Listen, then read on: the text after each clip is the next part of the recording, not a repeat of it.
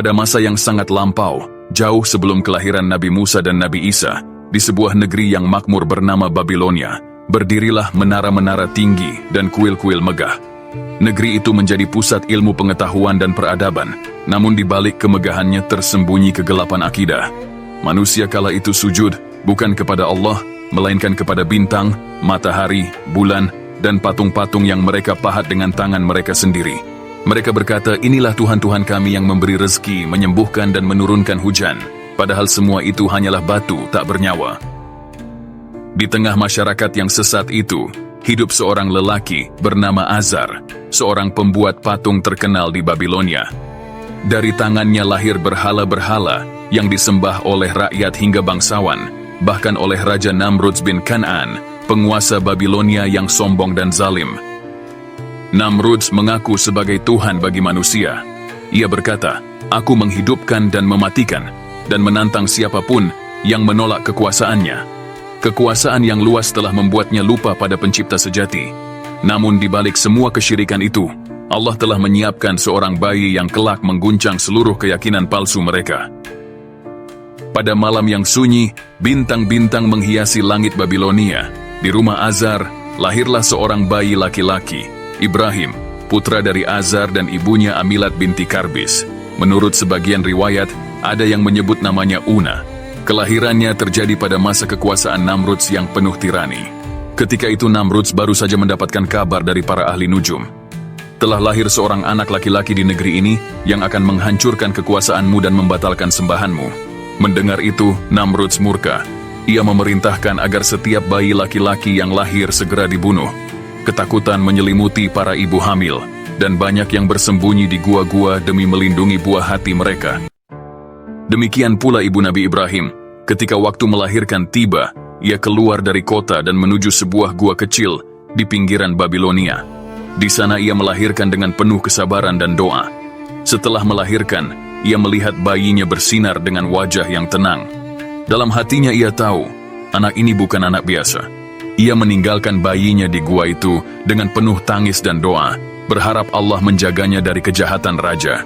Dan sungguh, Allah menjaga Ibrahim kecil dengan kekuasaannya. Setiap kali ia lapar, Allah membuat ibu jarinya mengeluarkan susu dan madu untuknya. Ia tumbuh kuat dan cerdas, hingga ibunya datang diam-diam untuk menengok dan menyusuinya. Tahun-tahun pun berlalu, Nabi Ibrahim tumbuh menjadi anak yang berbeda dari kaumnya. Ketika orang lain menunduk kepada patung, ia menatap langit dan merenung. Hatinya menolak segala bentuk penyembahan selain kepada Tuhan yang menciptakan alam semesta. Dari kecil, ia sudah merasa bahwa kebenaran bukanlah pada batu dan kayu yang disembah manusia, melainkan pada Allah yang Maha Esa. Dan dari sinilah, dimulailah kisah panjang perjuangan Nabi Ibrahim, seorang nabi yang kelahirannya menjadi cahaya tauhid di tengah gelapnya penyembahan berhala. Waktu berlalu, dan bayi yang dahulu disembunyikan di dalam gua itu, kini tumbuh menjadi seorang pemuda yang cerdas, tenang, dan penuh rasa ingin tahu. Dialah Ibrahim bin Azar, anak yang Allah jaga sejak dalam buayan, agar kelak menjadi pembawa cahaya tauhid di tengah kegelapan syirik Babilonia. Babilonia saat itu adalah negeri yang maju dan kaya. Menaranya menjulang tinggi, kuil-kuilnya megah, dan masyarakatnya hidup makmur. Namun di balik kemegahan itu, jiwa mereka kosong. Mereka sibuk memuja matahari, bulan, bintang, dan berhala-berhala yang dibuat oleh tangan mereka sendiri, bahkan oleh ayah Nabi Ibrahim, Azar. Setiap hari, Nabi Ibrahim melihat ayahnya memahat batu dan kayu menjadi patung. Ketika patung-patung itu dijual dan dibawa ke kuil, orang-orang bersujud di hadapannya. Dalam hati Nabi Ibrahim bertanya, bagaimana mungkin benda yang tidak bisa berbicara dan tidak bisa bergerak ini disebut Tuhan? Suatu malam, ketika semua manusia tertidur, Nabi Ibrahim keluar menatap langit Babilonia yang luas. Di sana ia melihat bintang berkilau indah di angkasa. Ia berkata dalam hati, inilah Tuhanku. Namun ketika fajar tiba dan bintang itu menghilang, ia berkata, aku tidak menyukai yang tenggelam. Al-Quran Surah Al-An'am ayat 76. Lalu ia melihat bulan yang bersinar terang. Ia berkata lagi, inilah Tuhanku. Namun ketika pagi datang dan bulan pun sirna, ia berkata, jika Tuhanku tidak memberi petunjuk kepadaku, pastilah aku termasuk orang-orang yang sesat. Al-Quran Surah Al-An'am ayat 77. Kemudian ia melihat matahari yang terbit, sinarnya lebih terang dari segalanya. Ia berkata, "Inilah Tuhanku, ini yang lebih besar." Tetapi saat matahari terbenam, ia pun sadar dan berkata, "Wahai kaumku, sesungguhnya aku berlepas diri dari apa yang kalian persekutukan. Aku hadapkan wajahku kepada Allah yang menciptakan langit dan bumi dengan lurus, dan aku bukan termasuk orang-orang musyrik." Al-Quran Surah Al-An'am ayat 78 dan 79. Dari perenungan itu, Nabi Ibrahim menemukan jawaban yang dicari seluruh jiwanya, bahwa Tuhan yang sejati bukanlah benda di langit, bukan pula patung di kuil, melainkan Allah yang maha kekal, yang tidak pernah tenggelam dan tidak pernah hilang. Ia memahami bahwa seluruh alam ini hanyalah tanda, bukan tujuan. Bintang hanyalah ciptaan, bukan pencipta. Dan manusia, dengan segala kemampuannya, hanyalah hamba, bukan penguasa kehidupan. Sejak saat itu, hati Nabi Ibrahim mantap. Ia memilih jalan yang berlawanan dengan kaumnya, termasuk dengan ayahnya sendiri. Ia tahu, perjuangannya tidak akan mudah. Namun dalam dadanya telah tertanam iman yang kuat, iman kepada Allah yang Esa, iman kepada Tuhan yang tidak bisa dilihat oleh mata, tapi dapat dirasakan oleh hati yang bersih. Setelah melalui perenungan panjang tentang langit dan bumi, hati Nabi Ibrahim kini dipenuhi cahaya iman. Ia menyadari bahwa hanya Allah, Tuhan yang Esa, yang patut disembah. Namun kebenaran yang ia yakini itu berbeda jauh dari keyakinan kaumnya, bahkan dari keyakinan ayahnya sendiri. Ayahnya Azar adalah pembuat berhala terkenal di Babilonia. Setiap hari ia memahat batu dan kayu menjadi patung-patung, lalu menjualnya kepada masyarakat untuk disembah di kuil Namrudz. Bagi Azar, itu bukan hanya pekerjaan, melainkan sumber kebanggaan dan kehormatan. Namun bagi Nabi Ibrahim, itu adalah sebuah kesesatan besar. Suatu hari dengan penuh hormat namun tegas, Nabi Ibrahim mendekati ayahnya dan berkata, "Wahai ayahku, mengapa engkau menyembah sesuatu yang tidak mendengar, tidak melihat, dan tidak dapat menolongmu sedikit pun?" Al-Quran Surah Maryam ayat 42. Lalu ia melanjutkan, "Wahai ayahku, sesungguhnya telah datang kepadaku ilmu yang tidak datang kepadamu. Maka ikutilah aku, niscaya aku akan menunjukkan kepadamu jalan yang lurus." Al-Quran Surah Maryam ayat 43. Kata-kata itu lembut, namun dalam maknanya tajam. Nabi Ibrahim tidak menghardik ayahnya, tetapi menasihati dengan kasih sayang dan kebijaksanaan seorang anak yang mencintai kebenaran. Namun Azar menolak mentah-mentah. Ia marah, merasa terhina oleh ucapan anaknya sendiri. Ia berkata dengan nada keras, "Apakah engkau benci kepada Tuhan-Tuhanku, wahai Ibrahim? Jika engkau tidak berhenti, pasti aku akan merajammu. Pergilah dariku untuk waktu yang lama." Al-Quran Surah Maryam ayat 46. Hati Nabi Ibrahim bergetar, namun ia tidak membalas dengan amarah. Dengan tenang ia menjawab, "Semoga keselamatan dilimpahkan kepadamu, wahai ayahku. Aku akan memohonkan ampun bagimu kepada Tuhanku. Sesungguhnya dia sangat baik kepadaku." Al-Quran Surah Maryam ayat 47. Begitulah akhlak seorang nabi.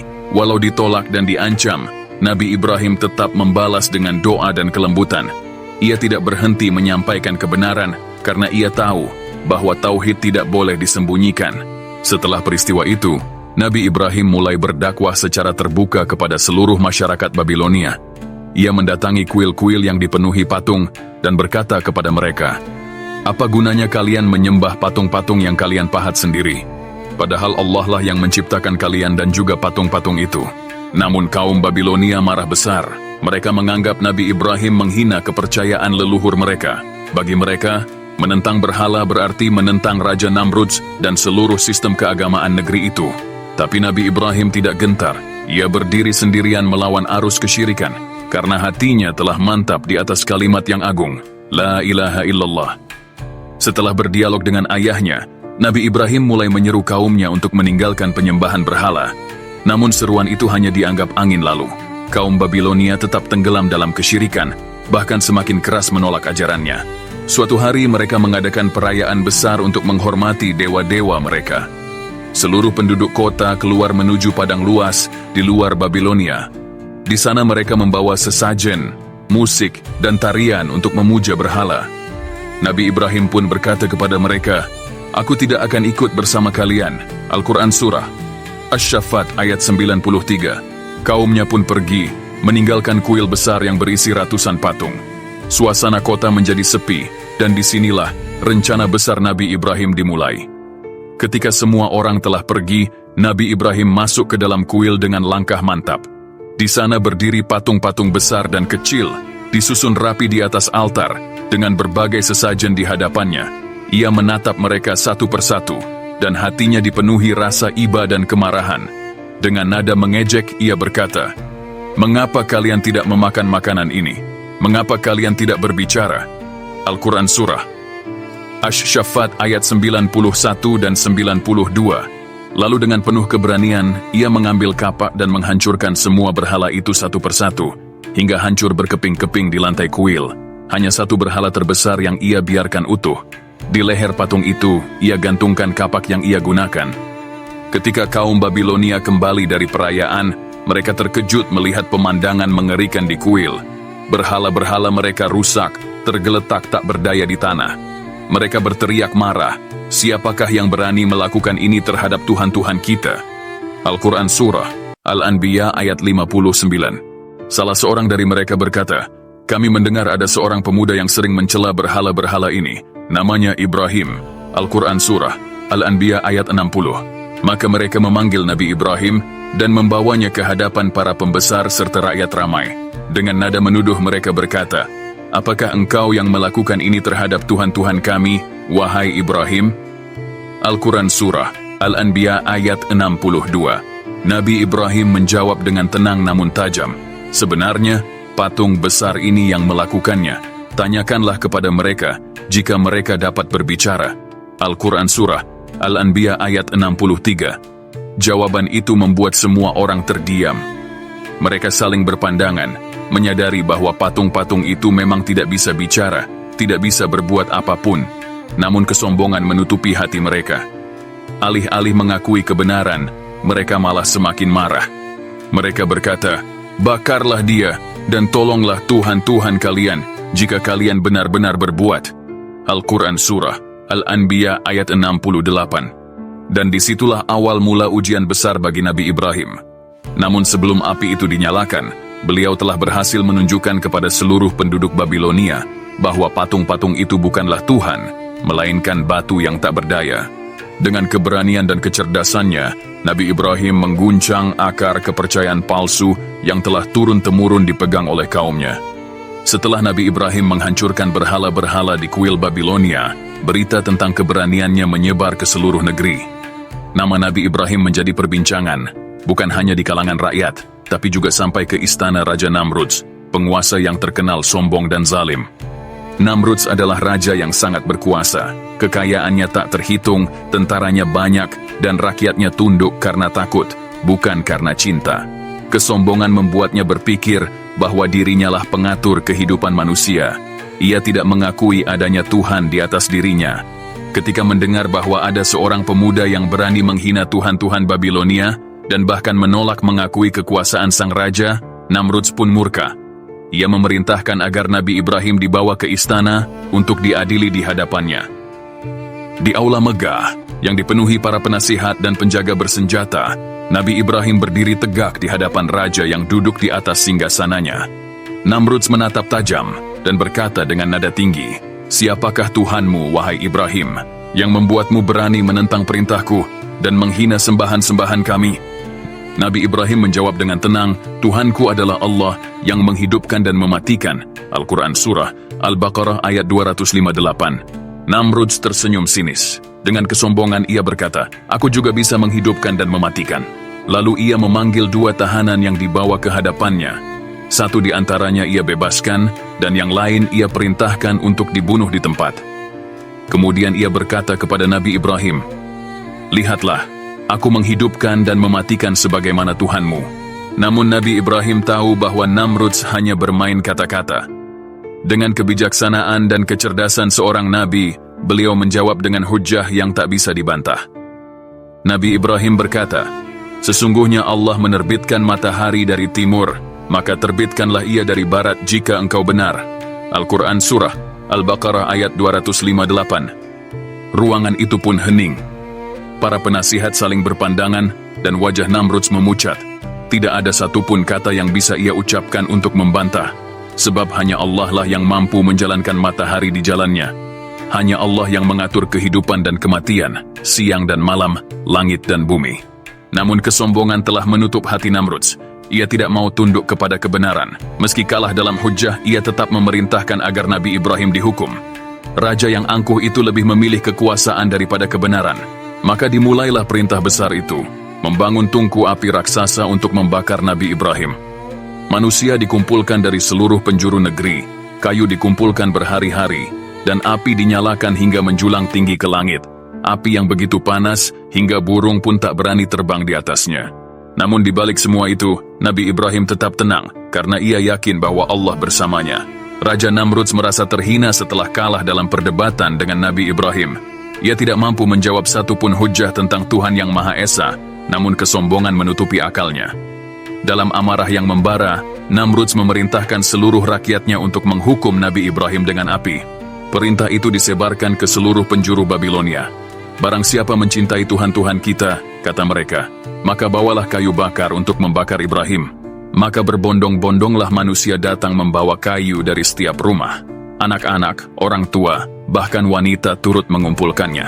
Hingga tumpukan kayu itu menjulang tinggi seperti gunung. Setelah berhari-hari, api pun dinyalakan. Kobaran itu begitu besar hingga panasnya terasa dari jarak bermil-mil. Burung yang terbang di atasnya langsung terbakar, dan tanah di sekitarnya memerah bagai lahar. Kaum Namrudz memandang api itu dengan puas. Mereka berkata, "Kini bakarlah Ibrahim dan tolonglah Tuhan-Tuhan kalian." Al-Quran Surah Al-Anbiya ayat 68. Namun bagaimana cara melempar seseorang ke dalam api sebesar itu? Panasnya terlalu dahsyat, tak ada manusia yang mampu mendekat. Maka mereka membuat alat pelontar besar dari kayu dan tali, semacam ketapel raksasa. Itulah yang digunakan untuk melempar Nabi Ibrahim ke tengah kobaran api. Ketika tali-tali itu diikatkan pada tubuhnya, Nabi Ibrahim menatap langit dengan ketenangan yang luar biasa. Malaikat Jibril turun dan berkata, "Wahai Ibrahim, adakah engkau memiliki permintaan kepadaku?" Nabi Ibrahim menjawab lembut, "Kepadamu, aku tidak meminta apapun. Cukuplah bagiku pertolongan dari Allah, Rabb semesta alam."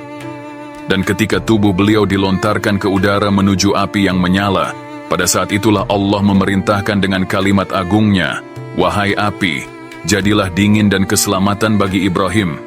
Al-Quran Surah Al-Anbiya ayat 69. Sekejap, api yang semula membara itu berubah menjadi sejuk dan lembut. Tidak membakar, tidak melukai, bahkan tidak menyentuh rambut beliau sedikit pun. Tanah yang merah membara menjadi taman hijau yang damai. Nabi Ibrahim duduk di tengahnya dengan ketenangan, sedangkan tali pengikat di tubuhnya saja yang terbakar habis. Itulah mukjizat besar, bukti kekuasaan Allah yang menundukkan segala makhluknya, bahkan api sekalipun. Orang-orang yang menyaksikan kejadian itu tertegun. Mereka melihat dengan mata kepala sendiri bahwa api yang seharusnya membinasakan justru melindungi. Namun hati mereka tetap keras. Sebagian kagum, sebagian takut, dan sebagian lain justru menuduh Nabi Ibrahim sebagai tukang sihir. Sementara Namrudz, yang menyaksikan dari kejauhan, tidak bisa berkata apapun. Ia menatap api yang kini padam dan berkata dalam hatinya, "Bagaimana mungkin seseorang bisa selamat dari kobaran seperti itu?" Namun kesombongan mencegahnya untuk beriman. Setelah beberapa waktu, api itu benar-benar padam. Nabi Ibrahim keluar dengan wajah tenang dan penuh cahaya. Tidak ada luka sedikit pun di tubuhnya. Beliau berjalan di hadapan kaumnya, membuktikan bahwa kekuasaan Allah mengalahkan segala kekuasaan manusia. Orang-orang terdiam. Tak ada yang berani mendekat, tak ada yang sanggup berbicara. Api telah padam, namun keajaiban itu menyalakan sesuatu yang lebih besar, kebenaran yang tak dapat dipadamkan. Di tengah keheningan itu, Nabi Ibrahim menatap kaumnya. Beliau berkata dengan suara mantap, "Kalian lihat, api yang kalian nyalakan tidak dapat membakar aku, karena aku berada dalam perlindungan Allah, Tuhan yang menciptakan langit dan bumi." Namun kata-kata itu tak mampu menembus hati mereka. Sebagian menunduk, sebagian berbisik, sebagian justru menuduh Nabi Ibrahim menggunakan sihir untuk menipu mereka. Kebenaran telah tampak, tapi kesombongan menutupi mata hati. Sementara itu, Raja Namrudz duduk di singgasananya dalam kegelisahan. Malam itu, ia tidak bisa tidur. Bayangan Nabi Ibrahim yang keluar dari api tanpa luka terus menghantui pikirannya. Namun egonya menolak tunduk kepada kebenaran. Ia berkata dalam hati, "Aku adalah penguasa bumi ini. Tak ada yang berhak mengaku Tuhan selain aku." Hari-hari pun berlalu. Nabi Ibrahim terus berdakwah dengan penuh kesabaran, menyeru manusia agar menyembah Allah semata. Namun hanya segelintir orang yang beriman, di antaranya istrinya Sarah dan keponakannya Lut. Melihat kaumnya tetap keras kepala, Nabi Ibrahim berkata, "Sesungguhnya aku akan berpindah ke tempat yang diperintahkan oleh Tuhanku. Sesungguhnya Dia Maha Perkasa lagi Maha Bijaksana." Al-Quran Surah Al-Ankabut ayat 26. Dengan langkah mantap, beliau meninggalkan tanah kelahirannya, Babel, negeri penuh berhala dan kesombongan. Beliau hijrah menuju Syam, tanah yang diberkahi Allah Subhanahu wa Ta'ala, membawa keyakinan dan harapan baru. Dan dari sanalah perjalanan besar Nabi Ibrahim sebagai bapak para nabi dimulai.